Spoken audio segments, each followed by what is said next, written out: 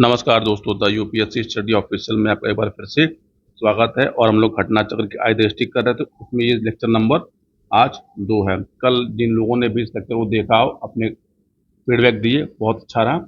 और उम्मीद करते हैं कि इस सीरीज को हम लोग 12 से 13 दिन के अंदर जल्दी से जल्दी खत्म कर देंगे। देखिए, महत्वपूर्ण बात क्या था, इसे कुछ लोगों ने कमेंट जो किया, चाहे व्हाट्सएप किया। देखिए, इसमें पूरी की पूरी मैगजीन पढ़ने का मतलब नहीं है। मैं जो लाइनें अंडरलाइन करता हूँ उनको आप 2 से 3 बार पढ़ लीजिए, या हो सके तो नोट कर लीजिए। लेकिन जो इम्पोर्टेंट फैक्ट है जिनसे पेपर बन सकता है, मैं वैसे ही इसको पढ़ाने का प्रयास कर रहा हूँ। दूसरी बात क्या है कि अगर आप देखेंगे यूपी पीसी की परीक्षा में, चाहे बीपीएससी में, इधर इधर के सालों में आयोग में करंट अफेयर में कथन कारण वाले क्वेश्चन और उसके बाद 3 स्टेटमेंट वाले क्वेश्चन देने की परंपरा बन गई है। तो आप किसी भी न्यूज़ को जब पढ़िए तो आप सोचिए कि अगर इसमें 3 स्टेटमेंट बनाए जाएं तो वो कैसे बनाए जा सकते हैं। इसको ध्यान रखकर करंट अफेयर को प्रिपेयर करिए। करंट अफेयर आपकी परीक्षा को पास करने के लिए महत्वपूर्ण है। देखिए, यूपी पीसीस में मैंने आपको पहले बताया था कि करंट अफेयर की संख्या 40 होती है, और ये वीडियो मैंने 2 महीने पहले अपलोड करके दिखाया था कि कैसे 40 क्वेश्चन यूपी पीसी में पूछ लिए जाते हैं। अगर यूपी पीसी का पेपर होगा तो आप यकीन मानिए आपको 40 से 42 क्वेश्चन करंट अफेयर देखने को मिलेंगे, जिसमें से करंट अफेयर को 2 पार्ट में मैंने डिवाइड किया था। ये 25 से 26 क्वेश्चन जो होते हैं वो डायरेक्ट होते हैं, और 15 से 16 क्वेश्चन जो होते हैं वो सब्जेक्ट से जोड़ के करंट अफेयर में पूछे जाते हैं, जो अक्सर लोग गलत करते हैं। ठीक यही हाल बीपीएससी में 35 से लेकर 37 क्वेश्चन करंट अफेयर के पूछे जाते हैं। तो करंट अफेयर आपकी परीक्षा के लिए सबसे महत्वपूर्ण रीढ़ की हड्डी है। तो चलिए शुरू करते हैं। देखिए, आज की हमारी पहली क्या है कि NICDP 12 नए औद्योगिक शहरों को मंजूरी। तो यह है क्या, राष्ट्रीय औद्योगिक गलियारा विकास कार्यक्रम NICDP ने जो है 12 नए औद्योगिक शहरों को मंजूरी दी है। अब इन शहरों में है क्या, इन शहरों को बोला गया भविष्य के औद्योगिक शहरों। ठीक, इनका नाम रखा गया भविष्य के औद्योगिक शहरों।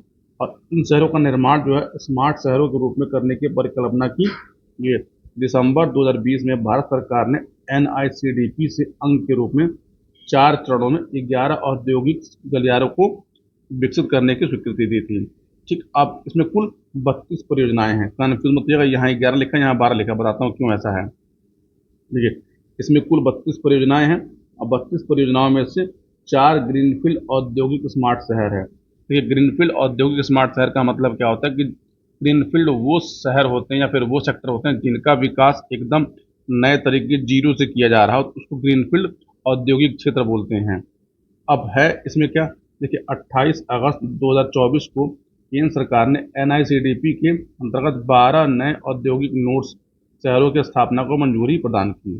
ठीक, ये 12 औद्योगिक शहर देश के 10 राज्यों में विस्तृत होंगे। ये लाइन इंपॉर्टेंट आपके लिए है। इसमें कुल 6 प्रमुख गलियारों के साथ रणनीतिक रूप से नियोजित किया जाएगा। इस 12 में से अभी तक केवल 11 की घोषणा की गई है, एक की घोषणा नहीं की गई है। वो विधानसभा चुनाव चल रहा है, उसके कारण उसका नहीं किया गया। अब ये 12 शहर है कौन कौन से, तो खुरपिया उत्तराखंड का, राजपुरा पटियाला पंजाब का, दीघी महाराष्ट्र का, पलक्कड़ केरल का, आगरा उत्तर प्रदेश का, प्रयागराज उत्तर प्रदेश का, गया बिहार, जहीराबाद तेलंगाना, पूर्वांचल आंध्र प्रदेश, कोपरथी आंध्र प्रदेश, जोधपुर पाली राजस्थान। यानी ये 11 औद्योगिक गलियारे हैं जिनका विकास किया जा रहा है। अब इसमें से 4 क्या हैं, ग्रीनफील्ड वाले हैं। वो कौन कौन से हैं, धोलेरा विशेष निवेश क्षेत्र गुजरात में, औरंगाबाद औद्योगिक शहर महाराष्ट्र में, एकीकृत औद्योगिक टाउनशिप नोएडा में, और एकीकृत औद्योगिक टाउनशिप विक्रमपुरी उद्योगपुरी मध्य प्रदेश में। अच्छा, नोएडा का फुल फॉर्म क्या है, कोई कमेंट करके आप लोग बताइएगा। एकीकृत पेंशन योजना, ये इस पर आप स्टार लगा लीजिए, ये आपके इकोनॉमिक्स ने पूछा जाने की इसकी प्रबल संभावना है। तो अब इसके बारे में समझ लेते हैं है क्या। देखिए, एकीकृत पेंशन योजना जो है को मंजूरी प्रदान की गई है, और इसमें जो है कुल 23 लाख सरकारी कर्मचारियों को लाभ प्राप्त होंगे। दूसरी महत्वपूर्ण बात कि 25 अगस्त 24 को अपने सभी कर्मचारियों के लिए यूपीएस को मंजूरी प्रदान करने वाला महाराष्ट्र पहला राज्य बन गया है। 24 अगस्त पीएम मोदी की अध्यक्षता में केंद्रीय मंत्रिमंडल ने एकीकृत पेंशन योजना को मंजूरी दी। ये योजना प्रभावी कब से होगी, 1 अप्रैल 2025 से होगी। अब इसमें कुछ आपको स्कीम है, एक है सुनिश्चित पेंशन। सुनिश्चित पेंशन का मतलब क्या है कि कर्मचारी को उसकी सेवानिवृत्ति से पहले अंतिम 12 महीनों के प्राप्त औसत मूल वेतन का 50% उसको पेंशन के रूप में मिलेगा। हालांकि उपयुक्त पेंशन राशि को प्राप्त करने के लिए न्यूनतम 25 वर्षों की सेवा आवश्यक होगी। यानी जो व्यक्ति 25 वर्ष की सेवा पूरी कर लेगा और अंतिम का जो एक वर्ष है यानी 12 महीना है, उस 12 महीने में उसने टोटल कितनी पेमेंट ली उसका जो है एवरेज निकाल के उसको पेंशन दी जाएगी।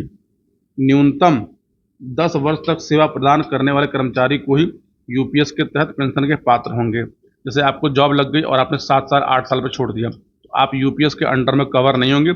यूपीएस के अंडर में कवर होने के लिए आपको कम से कम 10 साल की रेगुलर सेवा करनी होगी। दूसरा पॉइंट क्या है, सुनिश्चित पारिवारिक पेंशन योजना। जैसे किसी कर्मचारी का जो है उसकी नौकरी में ही क्या हो जाए, उसका निधन हो जाए, तो निधन होने के बाद क्या है कि जितना उसकी समतुल्य राशि है उसका 60% उसको पेंशन के रूप में उसके परिवारजनों को दी जाएगी। तीसरा क्या है, सुनिश्चित न्यूनतम पेंशन योजना। इसमें क्या होगा कि न्यूनतम 10 वर्ष की सेवा के बाद सेवानिवृत्ति पर 10,000 रुपये प्रति माह की सुनिश्चित न्यूनतम पेंशन प्रदान करने की गारंटी देती है। यानी ये 3 टाइप की पेंशन जो है यूपीएस में कवर की गई है। यूपीएस को जरूर प्रिपेयर करिएगा, यहाँ से क्वेश्चन जरूर बनेगा। और ये जो भी पेंशन होगी 3 टाइप की, इस पर क्या होगा, मुद्रास्फीति सूचकांक का प्रभाव लागू होगा। मुद्रास्फीति सूचकांक मतलब क्या है कि महंगाई कितनी घट रही है कितनी बढ़ रही है, ये इस पर इम्पैक्ट डालेगा।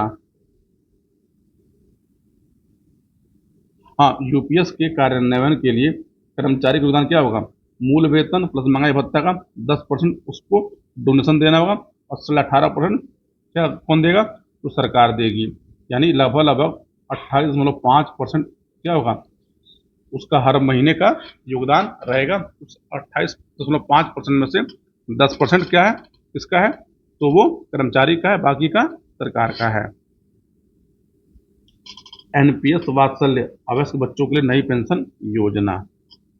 देखिए, ये एक नई पेंशन योजना किसके लिए है, तो बच्चों के लिए है। 18 वर्ष से कम आयु के सभी अवयस्क नागरिक इस योजना के लिए पात्र होंगे। पहली महत्वपूर्ण, सब्सक्राइबर को प्रतिवर्ष न्यूनतम 1,000 रुपये का योगदान करना होगा। अधिकतम योगदान की कोई सीमा नहीं है।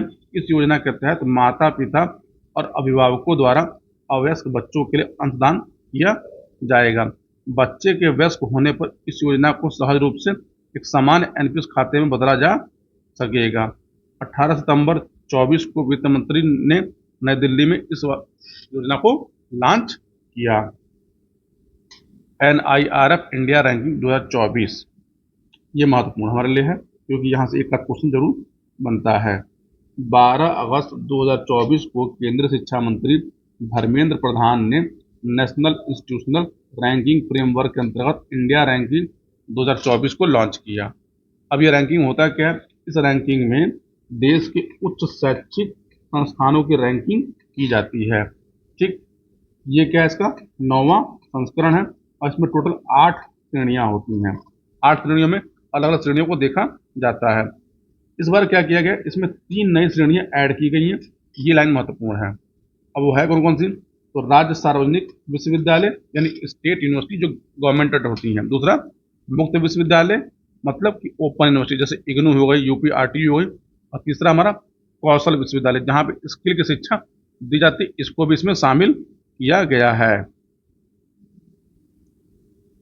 देखिए, समग्र यानी ओवरऑल कैटेगरी में लगातार 6वें वर्ष आईआईटी मद्रास को पहला स्थान मिला हुआ है।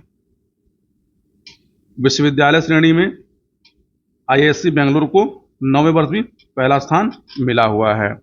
अब देखिए, ये रैंकिंग है तो आप हर रैंकिंग को एक बार देख लीजिए। देखिए, समग्र श्रेणी में आईआईटी टॉप पे है और नंबर 2 पे आईआईएससी है। ठीक, उत्तर प्रदेश के जो संस्थान हैं जो समग्र श्रेणी में आते हैं, आईआईटी कानपुर, ठीक, बीएचयू और अलीगढ़ मुस्लिम यूनिवर्सिटी, यानी समग्र में ये 3 आती। इनकी रैंक 5, 11 और 16, इस रैंक को याद जरूर कर लीजिएगा। अब देखिए, विश्वविद्यालय श्रेणी में टॉप पे कौन है, आईआईएससी बेंगलुरु है। कॉलेज में हिंदू कॉलेज दिल्ली का है।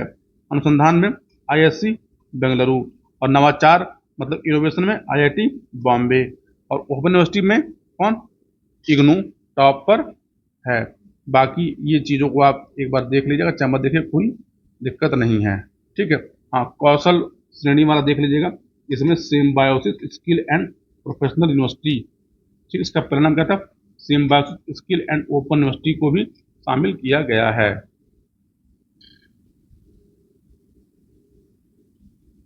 उत्तराखंड सकल पर्यावरण उत्पाद सूचकांक, देखिए ये एक न्यूज़ है, इसमें से बस केवल के लिए जान लीजिए आप कि सकल पर्यावरण उत्पाद सूचकांक को मानवीय हस्तक्षेप के कारण होने वाले पारिस्थितिकी विकास का मूल्यांकन करने के लिए डिजाइन किया गया है, और ऐसा डिजाइन करने वाला उत्तराखंड पहला राज्य है। देखिए, सकल पर्यावरण उत्पाद सूचकांक का शुभारंभ करने वाला उत्तराखंड देश का पहला राज्य है। इसमें जो चीजें शामिल की गई हैं, जल, मृदा, वायु और वन को शामिल किया गया है।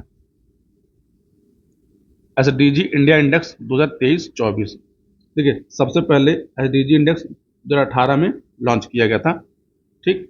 अब इसमें क्या है, संयुक्त राष्ट्र भारत और यूएनडीपी इंडिया की साझेदारी से नीति आयोग की एक पहल है, यानी इस रैंकिंग को नीति आयोग जारी करती है। तो नीति आयोग ने क्या किया, जारी किया का चौथा संस्करण 12 जुलाई 2024 को नीति आयोग द्वारा एसडीजी इंडिया इंडेक्स 23-24 का चौथा संस्करण जारी किया गया है, ठीक। इस संस्करण का थीम क्या है, तो विकसित भारत की ओर सतत प्रगति, समावेशी विकास। ये लाइन याद जरूर रखिएगा, क्योंकि ये आपसे पूछे जाने की प्रबल संभावना है, ठीक। एसडीजी इंडिया इंडेक्स का चौथा संस्करण में 16 लक्ष्य हैं, 17वें लक्ष्य पर गुणात्मक विश्लेषण है। आप जानते हैं कि एसडीजी में टोटल 17 क्या है, लक्ष्य हैं, और आप देखेंगे पिछले 3 सालों में हर साल एसडीजी से सवाल पूछे जाते हैं।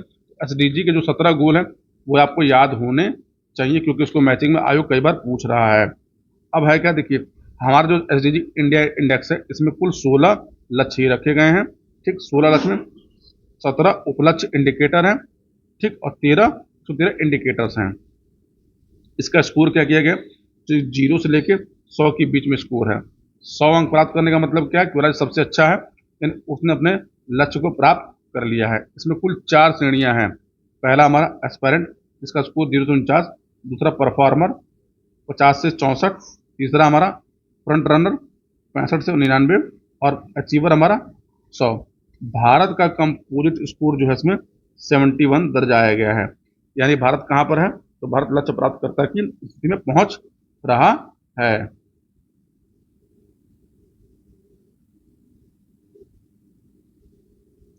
एसडीजी इंडिया इंडेक्स 2023-24 में देश के सभी राज्यों के समग्र स्कोर में सुधार दर्ज किया गया है। ये एक महत्वपूर्ण खबर है। वर्ष 2023-24 में कुल 32 राज्य केंद्र शासित प्रदेशों में अग्रणी की श्रेणी में स्थित हैं। याद रखिएगा, 32 राज्य, यानी 32 राज्य और केंद्र, मतलब दोनों को मिला के यहाँ पे बातें की जा रही हैं, यहाँ पे कंफ्यूज मत होइएगा। अब देखिए, एसडीजी इंडिया इंडेक्स में जो सबसे अधिक सुधार हुआ है, तो किसने किया है, यूपी ने किया है, इसलिए यूपी रैंक 1 पे है, जम्मू कश्मीर 2 पे है, उत्तराखंड 3 पे है। मतलब इनके स्कोर में 18 से लेकर 23-24 में 25 पॉइंट का सुधार किया है।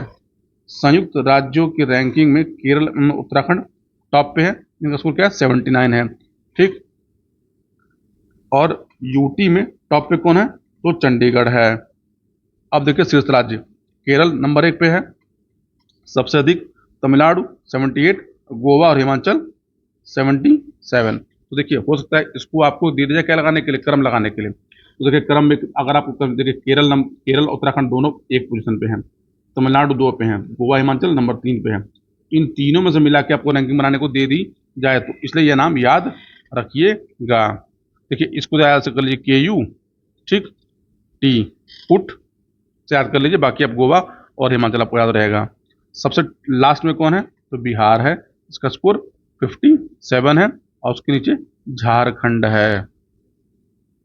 चंडीगढ़ जो है यूटी में सबसे टॉप पे है, और सबसे खराब स्थिति में कौन है, तो लक्षद्वीप है।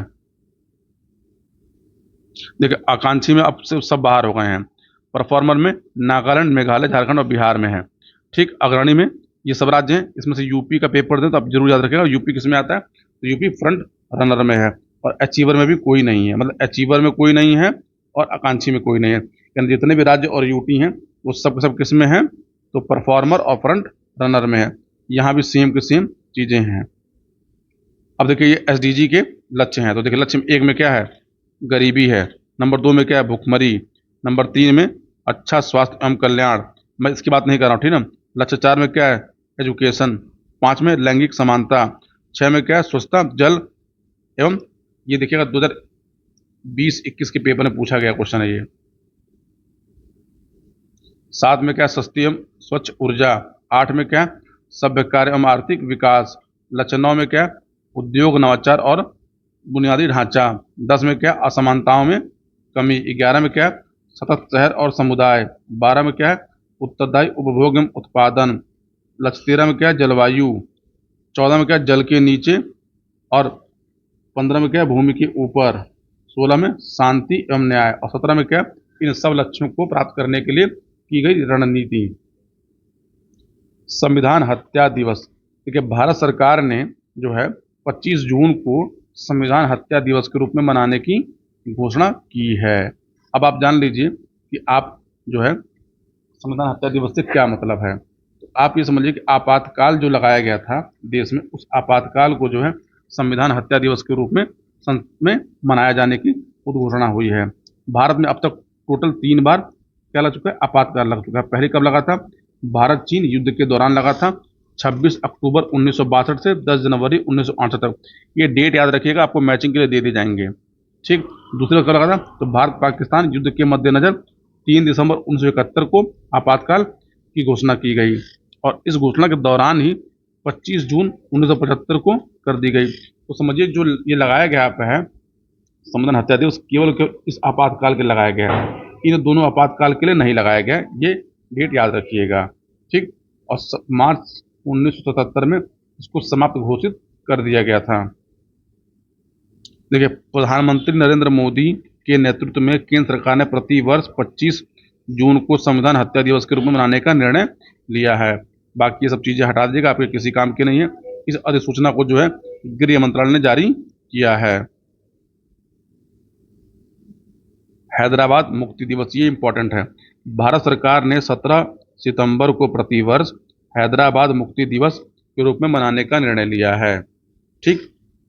12 मार्च 2024 को केंद्रीय गृह मंत्रालय ने इसके लिए एक अधिसूचना जारी की। अब यह है क्यों, क्योंकि देखिए 17 सितंबर को जो है हैदराबाद को भारत में इसका विलय किया गया था।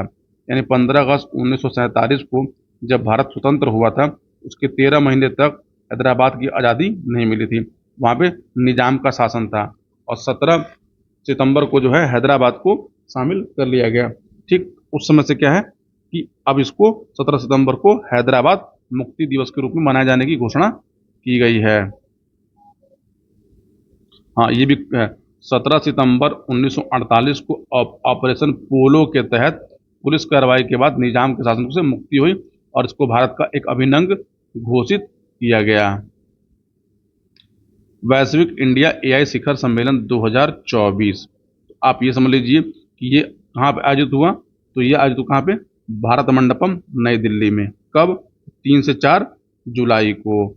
इसका आयोजन किसने किया, केंद्रीय इलेक्ट्रॉनिक और सूचना प्रौद्योगिकी मंत्रालय द्वारा। इस मिशन में कुल 7 पिलर्स हैं और ओईसीडी और गापी को इसका साझेदार बनाया गया है। तो गापी क्या है, तो गापी एक बहुहितधारक पहल है जिसको जून 2020 में लॉन्च किया गया था।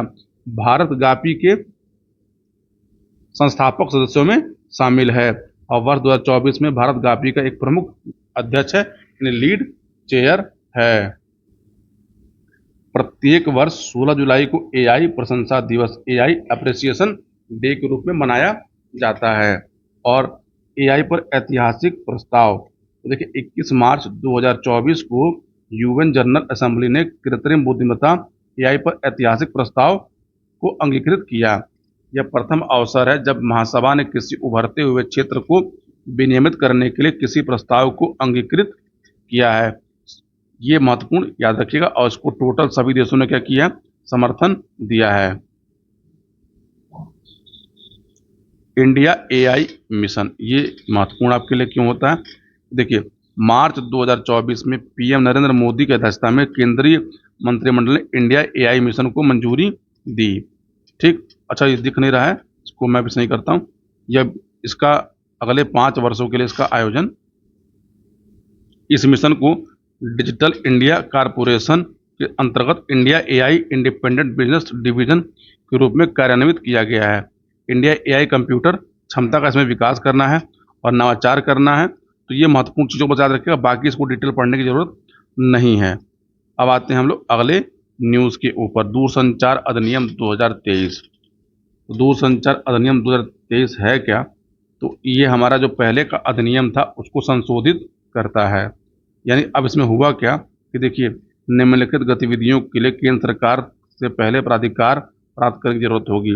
अगर आपको कोई दूरसंचार सेवा प्रारंभ करना है, दूरसंचार नेटवर्क की स्थापना, संचालन, रखरखाव या विस्तार करना है, रेडियो उपकरण धारणा करना यानी बनाना है, इसके लिए आपको सरकार से मंजूरी लेनी पड़ेगी। देखिए, भारतीय तार अधिनियम 1885 के तहत वंचित क्षेत्रों में दूरसंचार सेवाएं प्रदान करने के लिए यूनिवर्सल सर्विस ऑब्लिगेशन फंड की स्थापना की गई थी। अब इसको बदल के डिजिटल भारत निधि कर दिया गया है। 30 अगस्त 2024 को दूरसंचार विभाग ने भारत के राजपत्र में दूरसंचार डिजिटल भारत निधि का नियम को अधिसूचित किया है। और इसके तहत एक महत्वपूर्ण ये कही कि पूरे भारत में प्रति व्यक्ति 9 सिम कार्ड निर्धारित की गई है, यानी एक व्यक्ति 9 से अधिक सिम कार्ड नहीं ले सकता। जम्मू कश्मीर, असम और पूर्वोत्तर लाइसेंस प्राप्त क्षेत्र में इसकी संख्या मात्र 6 कर दी गई है, यानी वहाँ के जो निवासी हैं वो केवल, अब देखिए इस पे स्टेटमेंट बन जाएगा कि पूरे मतलब समस्त भारतीय पूरे 9 सिम कार्ड ले सकते हैं। तो ये कथन क्या हो जाएगा? गलत हो जाएगा। समस्त भारतीय की बात नहीं हो रही है कि जम्मू कश्मीर, असम और पूर्वोत्तर लाइसेंस प्राप्त सेवा क्षेत्रों को छोड़कर जो निवासी हैं वो 9 सिम कार्ड ले सकते हैं, बाकी के लोग केवल 6 ही ले सकते हैं। लोक परीक्षा अनुचित साधन निवारण अधिनियम 2024। आप जान रहे हैं कि वर्ष 2024 में बहुत सारे पेपर लीक हुए, तो पेपर लीक होने के स्तर पे सरकार ने पेपर लीक को रोकने के लिए एक नया कानून लॉन्च किया। इस कानून के बारे में जान लीजिए है क्या कि 21 जून 2024 को केंद्र सरकार द्वारा लोक परीक्षा अनुचित साधन निवारण अधिनियम 2024 के प्रावधानों को लागू करने हेतु अधिसूचना जारी की गई। देखिए, 5 फरवरी 24 को इसको लोकसभा में पेश किया गया, 9 फरवरी को राज्यसभा में और 12 फरवरी को राष्ट्रपति की इसकी मंजूरी मिल गई।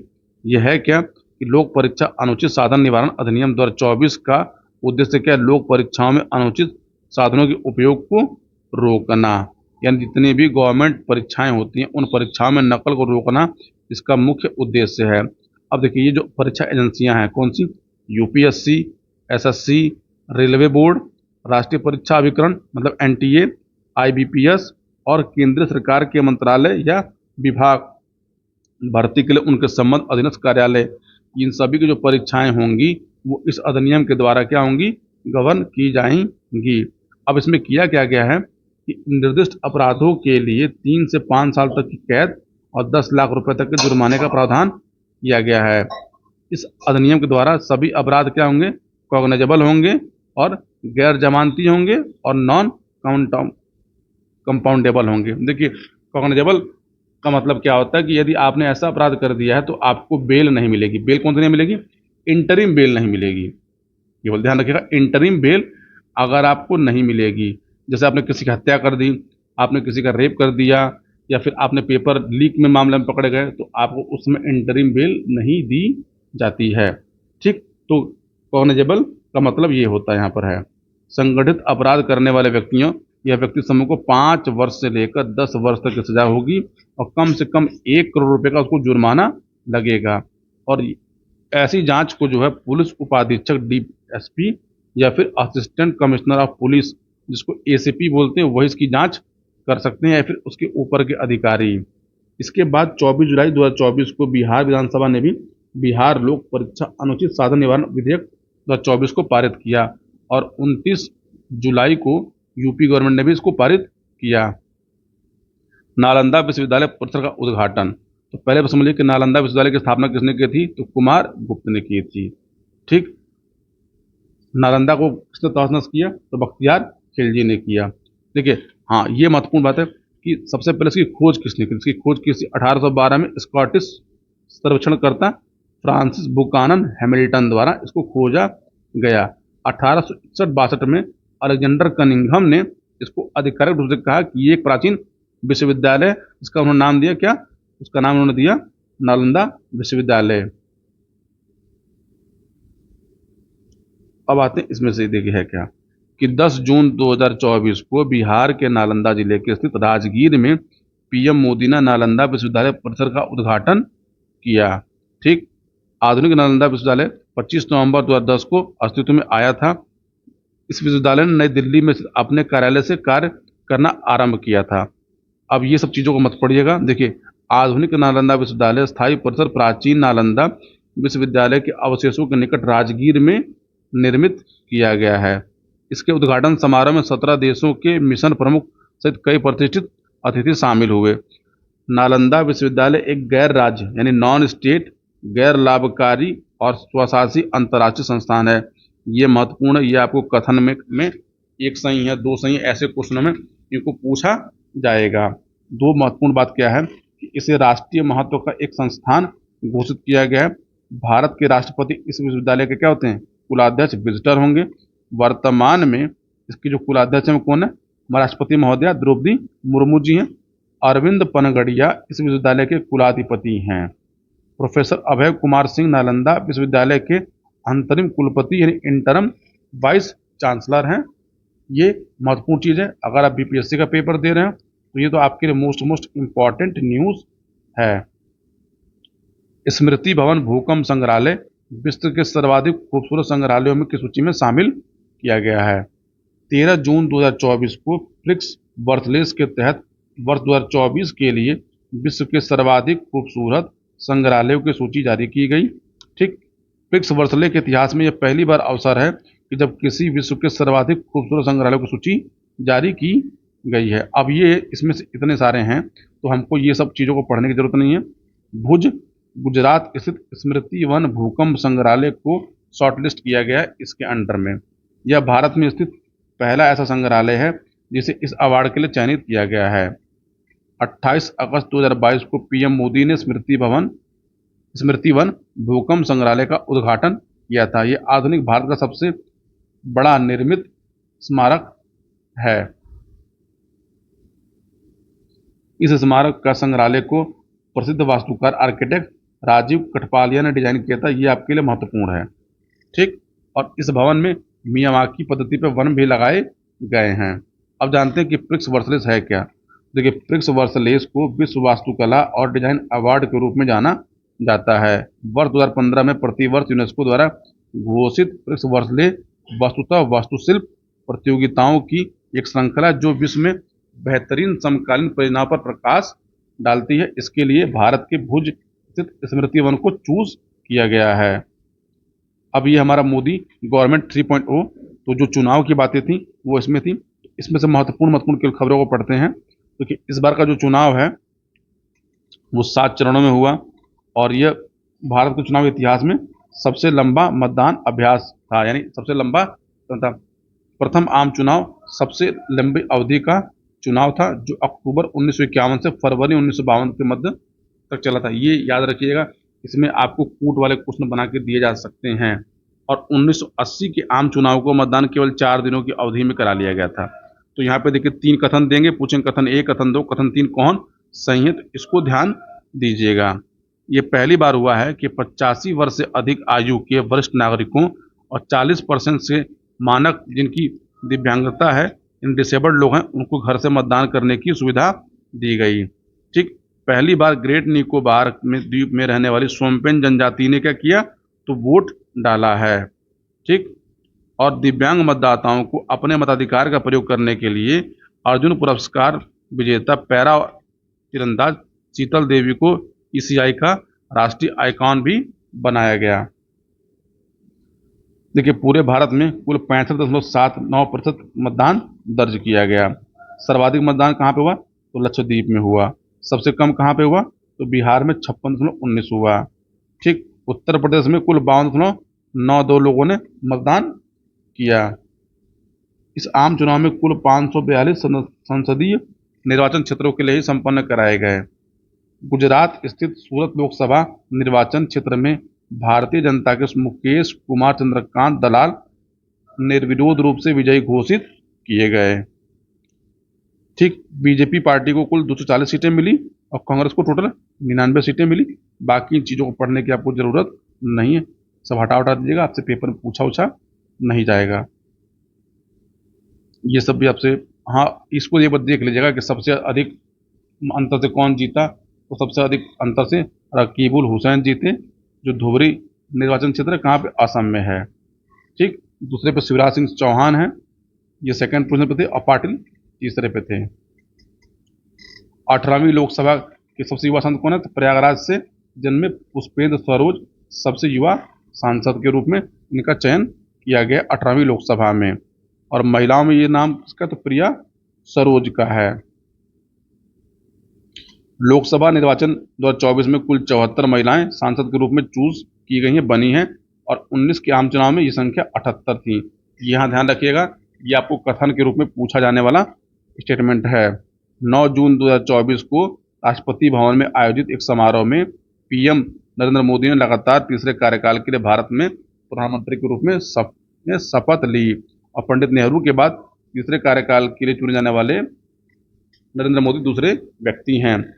इनके अतिरिक्त 30 कैबिनेट मंत्री, 5 राज्य मंत्री स्वतंत्र प्रभार और 36 राज्य मंत्रियों ने भी शपथ लिया। इस शपथ समारोह में क्या है, इस शपथ समारोह में देखिए, पड़ोसी देश और हिंद महासागर क्षेत्र के नेताओं को विशिष्ट अतिथि के रूप में आमंत्रित किया गया था। ये नाम जरूर रट लीजिएगा, क्योंकि ये नाम आपसे पूछे जा सकते, इनमें से कौन से देश के लोग नहीं आए थे। तो रानिल विक्रमसिंघे श्रीलंका के, डॉक्टर मोहम्मद मुइज़ु मालदीव के, राष्ट्रपति शेख हसीना बांग्लादेश की तत्कालीन पीएम, प्रविंद कुमार जगन्नाथ मॉरिशस के पीएम, पुष्प दहल कमल प्रचंड नेपाल के पीएम, शेरिंग तोबगे भूटान के पीएम, अहमद अफीक सेशल्स के उपराष्ट्रपति, ये लोग मुख्य अतिथि के रूप में बुलाए गए थे। इसके साथ ही 4 विधानसभा में भी चुनाव आयोजित किए गए। वो कौन कौन से थे, आंध्र प्रदेश, अरुणाचल, उड़ीसा और सिक्किम। देखिए, इनमें क्या है कि जो 4 विधानसभा चुनाव जो हुए, इसमें कौन मुख्यमंत्री बना, कौन किस पार्टी से बना, और कौन कहाँ का राज्यपाल है, बस केवल आप इतना प्रिपेयर करिए। कौन कितनी सीटें जीता, कितनी नहीं जीता, ये मत करिएगा। इसके लिए आपको मैं बता रहा हूँ, देखिए, आप आंध्रा के पीएम कौन है, विधानसभा कितनी सीटें हैं, और विधान परिषद वहाँ पे है कि नहीं है, या लोकसभा कितनी सीटें, राज्यसभा कितनी सीटें हैं। तो आपसे यहाँ एक क्वेश्चन पूछा जाएगा, इसलिए इसको मैं स्किप मार रहा हूँ। इसको आप स्वयं से एक बार देख लीजिएगा।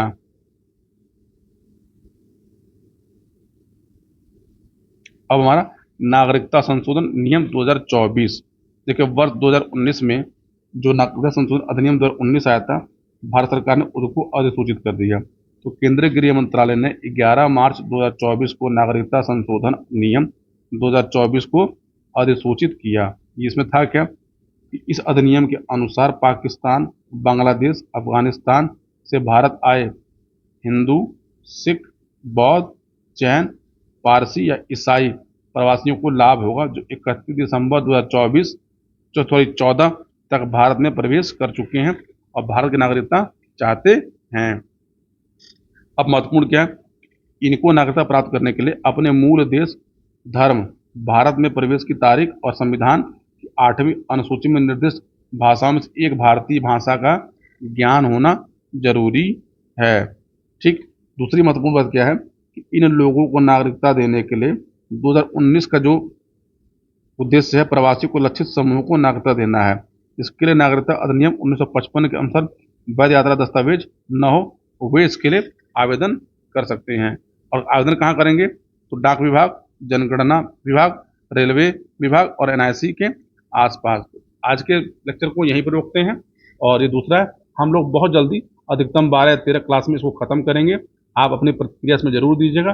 देखिए, आप करंट अफेयर कहाँ से पढ़ रहे हैं, कैसे पढ़ रहे हैं, ये आपका अपना निजी विषय है, लेकिन आप मेरे साथ पढ़ रहे हैं तो कैसे क्वेश्चन बनते हैं, कैसे क्वेश्चन पूछे जाते हैं, उसकी प्रोबेबिलिटी क्या, ये आपको मैं बताने का प्रयास करता हूँ। आपको ये कैसा लग रहा है, कमेंट करके ज़रूर बताइएगा। मिलते हैं अगले वीडियो में, तब तक के लिए अपना ख्याल रखिए। पूरा वीडियो देखने के लिए बहुत बहुत धन्यवाद।